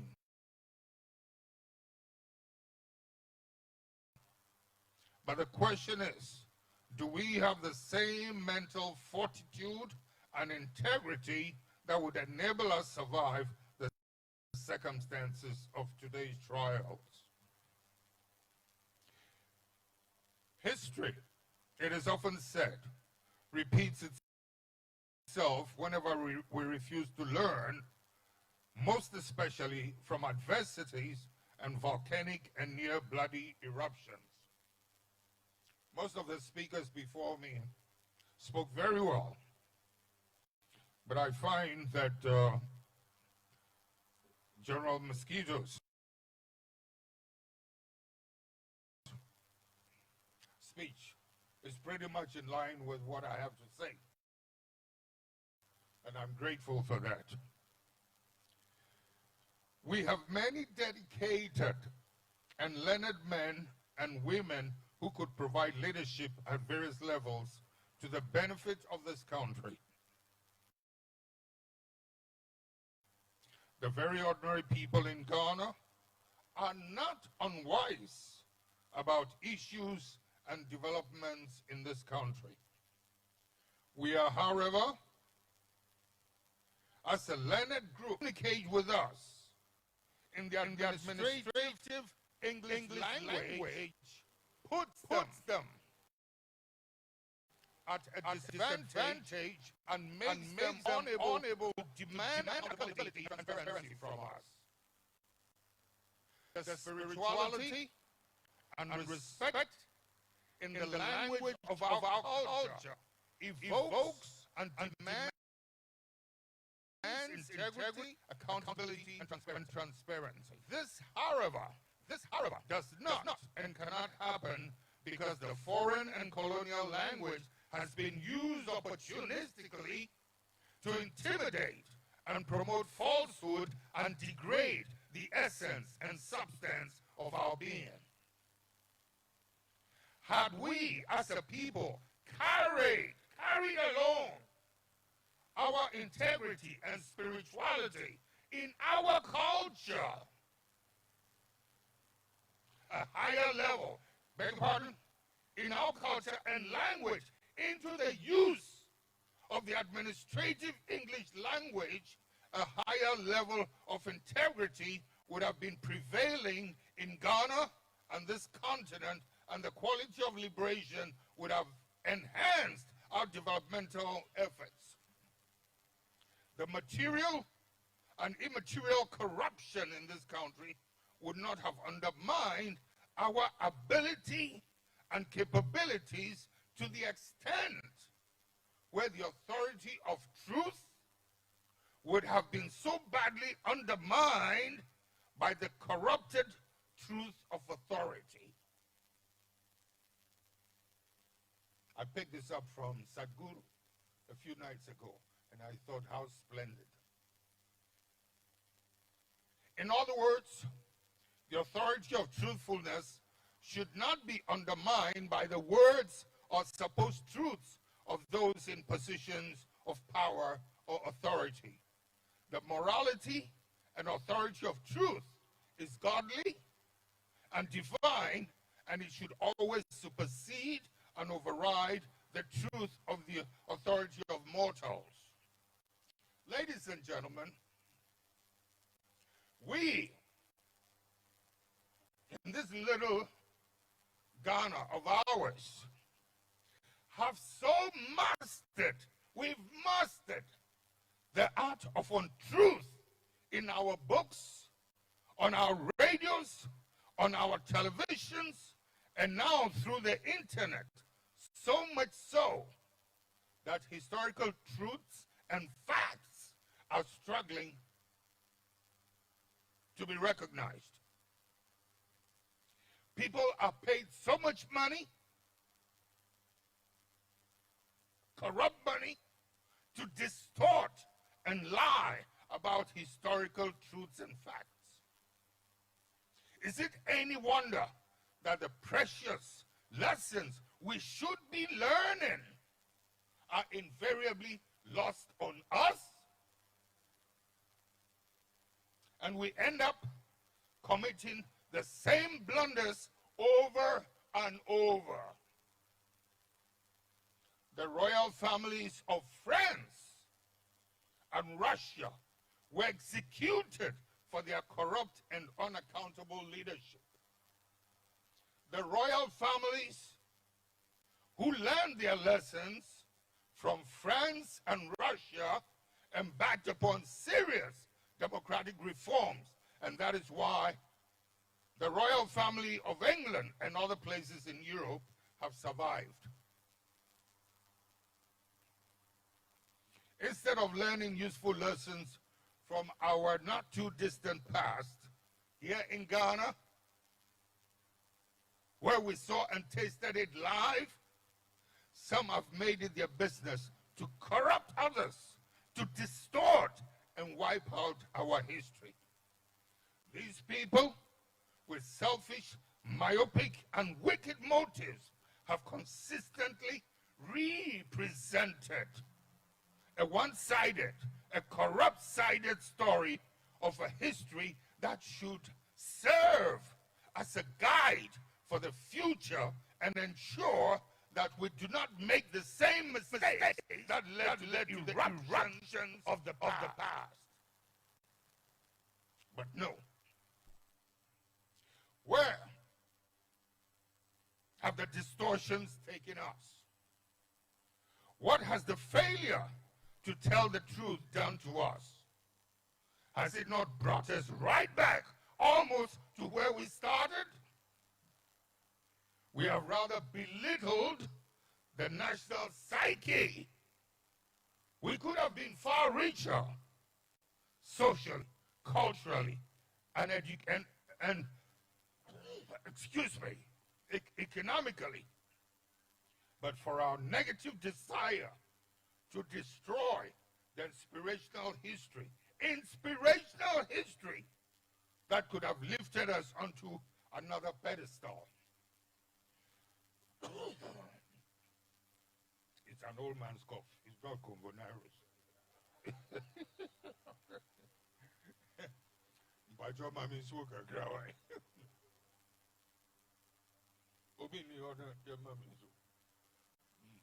Thank you.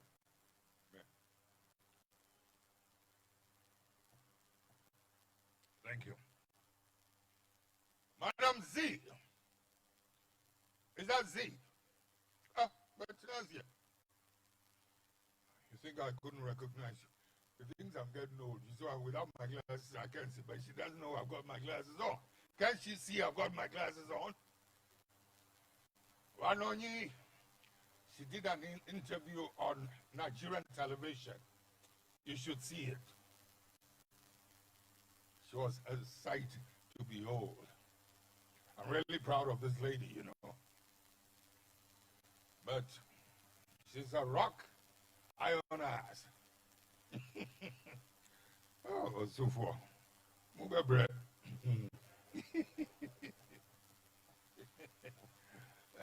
What is that new mommy? Onto another pedestal. Ladies and gentlemen, when people shamelessly attempt to erase the truth because they lack scruples, it rather perpetuates a state of corruption that derails all we have achieved while glorifying exploitation, perversion, dishonesty, immorality, and criminality. I have countless examples of the evil actions reality.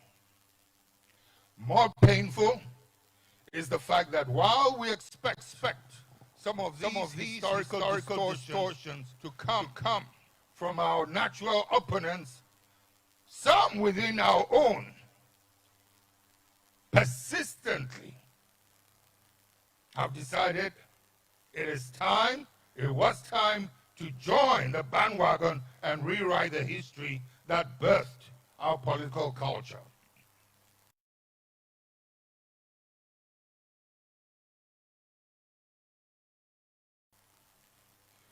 Ladies and gentlemen, last year I spoke about how the intelligence machinery of the former apartheid regime of South Africa used to pay treacherous black African characters from our countries to continue misbehaving. This served disinformation.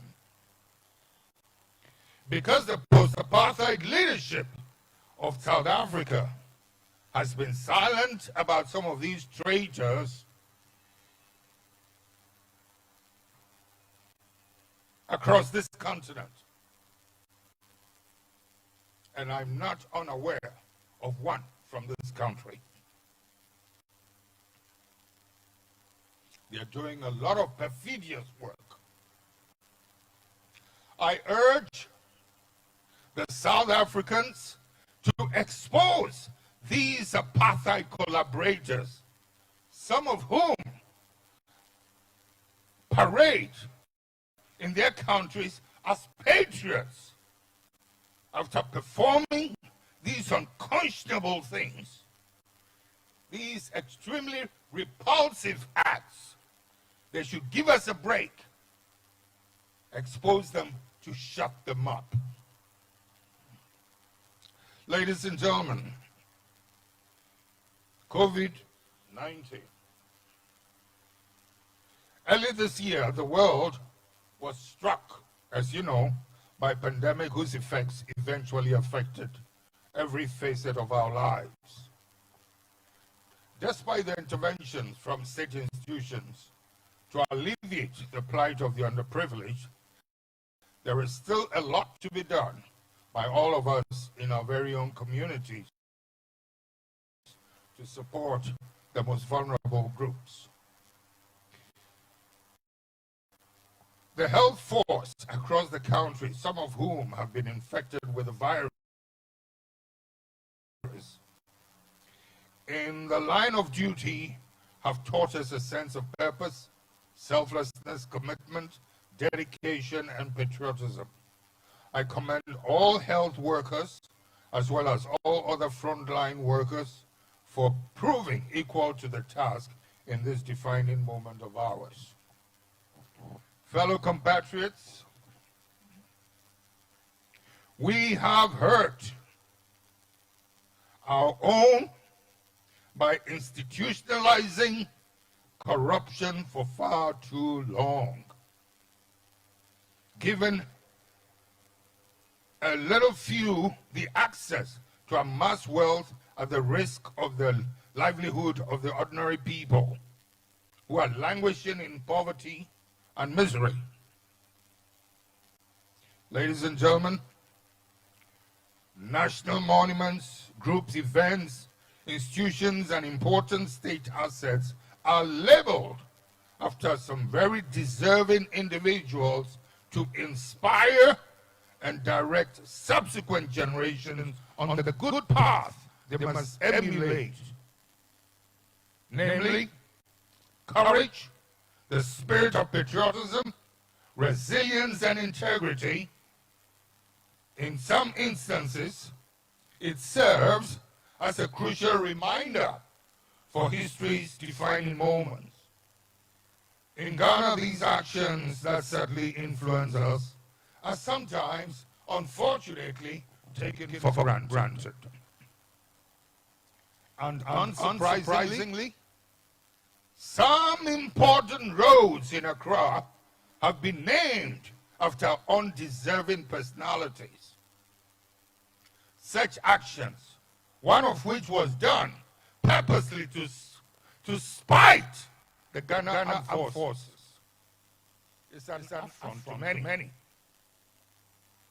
There are many distinguished African figures, such as our own General Erskine,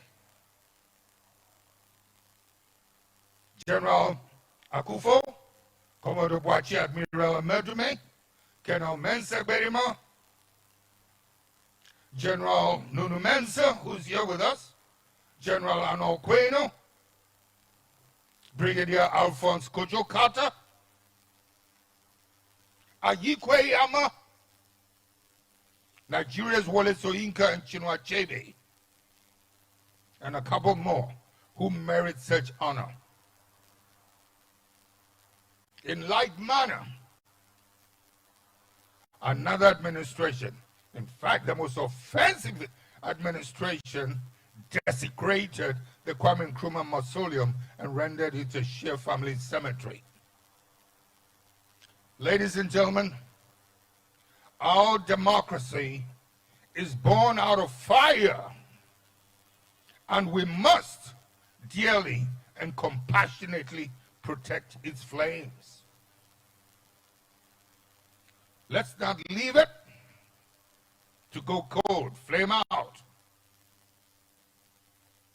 One of the key institutional arms of this democratic discourse, from pre-colonial to modern-day Ghana, is the protection of right and choice. We must endeavor as a nation to deepen the spirit of the consultative process, equity, respect for the rule of law, or in simple terms, the tenet of democracy and multi-party democracy. The Electoral Commission, which is the fulcrum of our multi-party democracy, must be supported and protected by all stakeholders to ensure a free and fair election and a peaceful society. That notwithstanding, it is equally important for that revered institution to ensure that the processes leading to this year's elections are done in consultation with the stakeholders of the nation to prevent unnecessary suspicion and promote a peaceful and cohesive society. An election is an event, but building a democratic, free and peaceful society is a process. So the debate surrounding the new voters register must be thoroughly examined so we do not undermine the successes we have chalked so far as a nation. In addition, the constitutional mandate of the Electoral Commission must be respected by all. While we work towards perfecting our electoral process, I urge you all to pursue and sustain our uniqueness as a country in the democratization process. The sanctity of the right of choice is not a matter we can compromise on. That sanctity must be preserved at all costs. And as we inch towards November, let us ensure that the institutional processes are transparent and beyond blemish. Freedom and justice is not abstract. It is very much related to the sanctity of the right of choice. Those who are eligible to exercise that right of choice should not and cannot be disenfranchised by dictates that defeat one's right to vote. The sanctity of justice should be preserved and protected, with all of us being subject to the practice of what is just. An unjust society deepens the iniquities that exist. The patriotic zeal that gave birth to June 4 is one that cannot be extinguished. Any attempt to compromise on the ideals of probity, accountability, and integrity in our everyday lives is an attempt to snuff out the light that was lit 41 years ago. Let us honor the memories of those who laid down their lives liberating Ghana. This has been a fairly short address. There were so many things I was hoping to share with you. Some of the very callous things that happened after I left office, all designed to turn the face of the ship 180 degrees. Disgraceful things. And it took so long. 4 years, another 4 years. And I kept insisting to Professor Mills, please investigate this, that one, this one. But no. Some of his handlers decided to make a so-called enemy out of me, and rather decided to carry on that way. See where we are today? The loss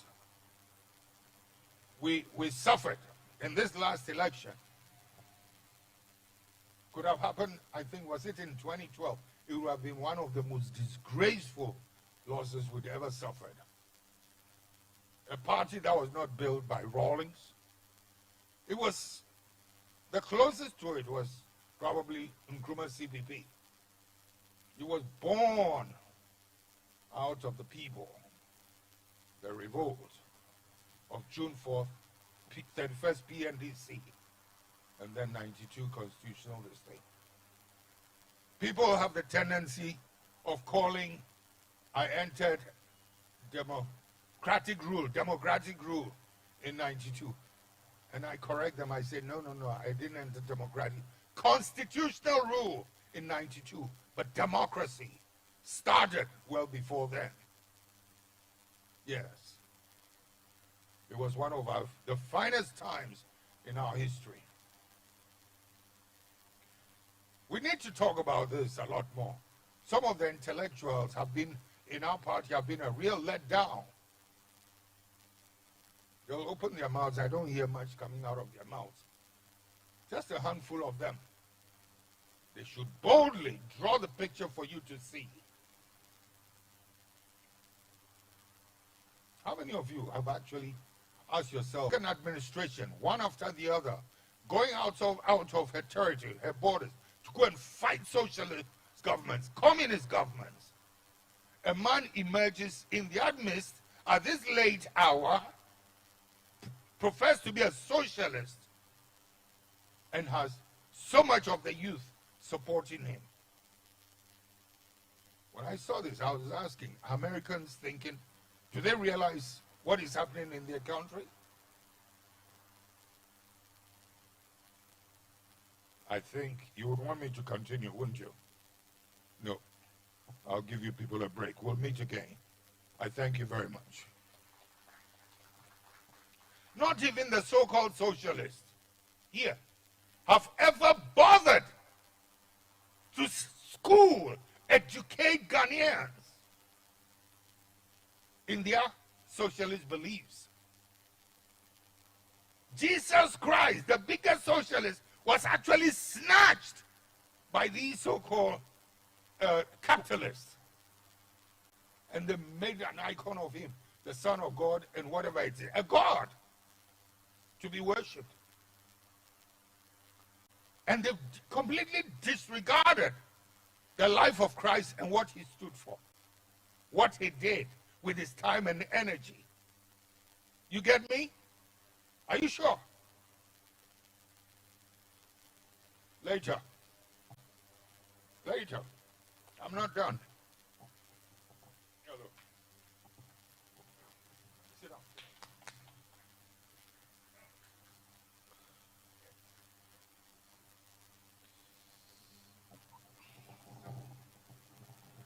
Well,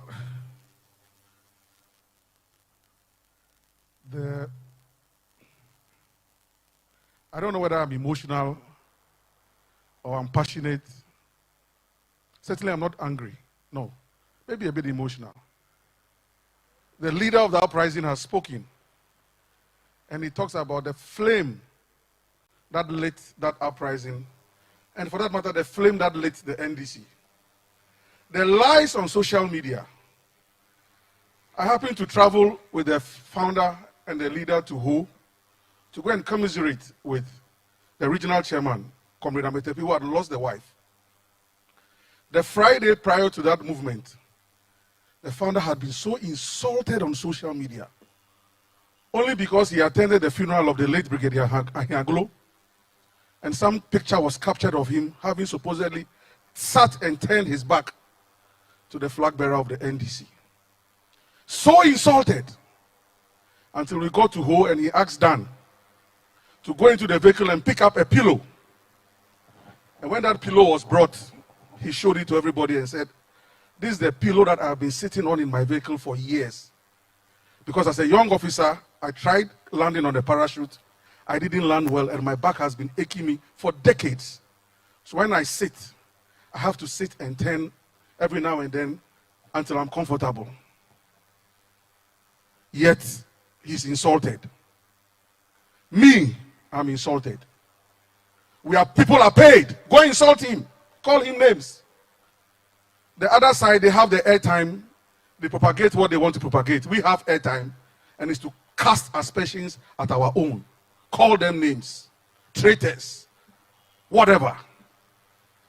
Well, the flame has been lit. Today we are spending the anniversary.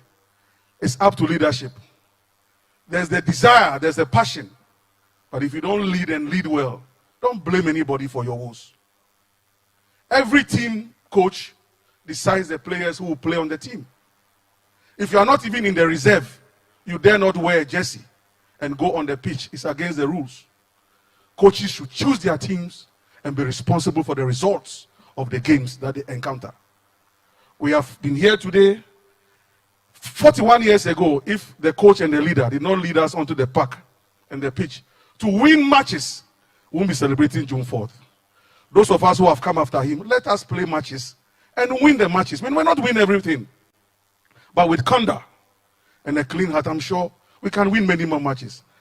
The orchestration on social media is enough, and people must be called to order. At this juncture, Founder will thank you for your words of exhortation. The flame shall not die, the passion shall not die. Those of us who know what you stand for will continue to support what you stood for. Of course. And your daughter, when she was working in Honorable Senator, you mentioned her name. They say you hate the NDC. Yet your daughter is a member of parliament on the ticket of the NDC. Those who say you hate the NDC, how many of them have put their children in the forefront of NDC politics? Imam, can you give us the closing prayers? Thank you for your leadership, sir.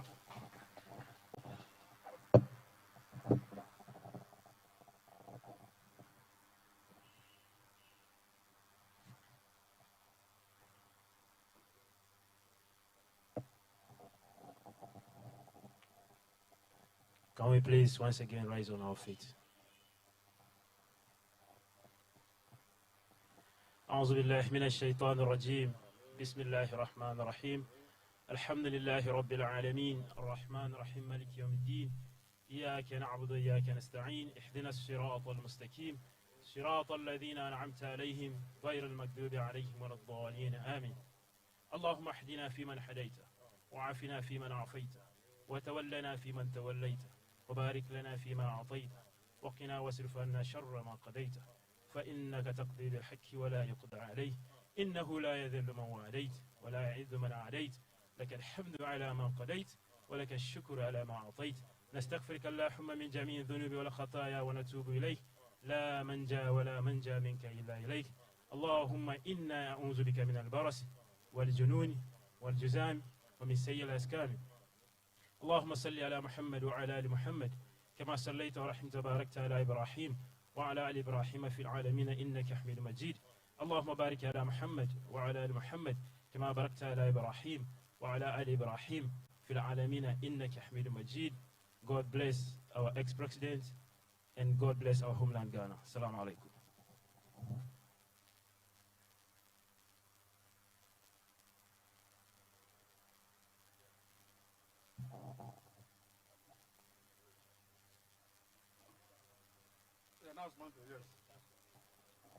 Well, thank you very much, all of you here present. Squadron Leader Dagbe joined us at the tail end. He's here, sir. Squadron Leader Dagbe. The Group Captain Fojo, General Nunu Mensah, Honorable Samuel Nyama Donko, Dr. Benjamin Kumbo, Ambassador Dana Bodakwi, Honorable Fusampo, Honorable Aseni Ketia. We thank you very much.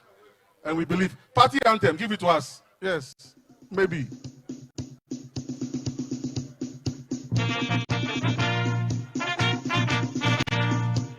There will be a brief refreshment. So please don't go. At least COVID has reduced the numbers, so we can manage.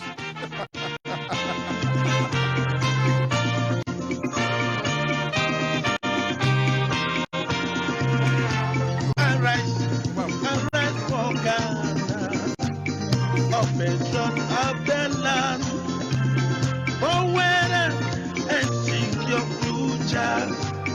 Development our God, from vision to victory, and essentially, Democrat, Ghana, our strength in unity, from vision to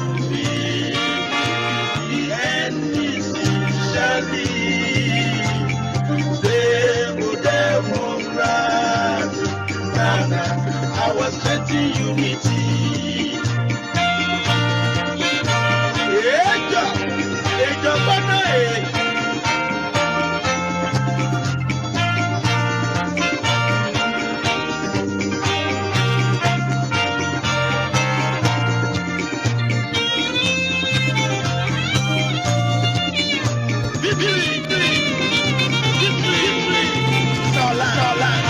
Okay.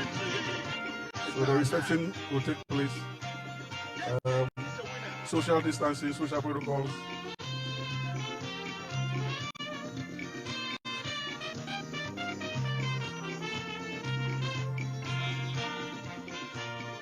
Those who want to take a quick picture with the leader, please do it quickly so that the picture opportunity.